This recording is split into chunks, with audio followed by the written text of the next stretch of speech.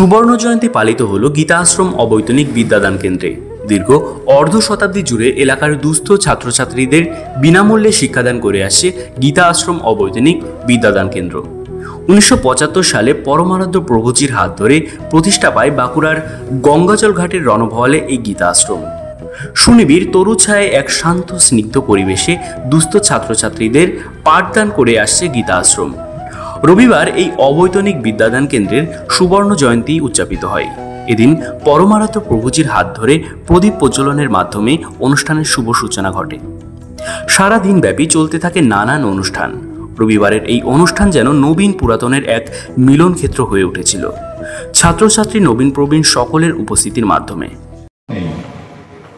শুধু হৃদয়ের অকৃত্রিম প্রেম যে এক প্রদীপকে জ্বালিয়ে রাখতে পারে, অবৈতনিক বিদ্যাদান কেন্দ্র তার জ্বলন্ত উদাহরণ।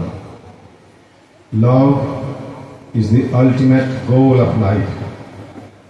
অবৈতনিক বিদ্যাদান কেন্দ্রের সুদীর্ঘ যাত্রাপথ সেই প্রেমেরই সার্থক রূপ।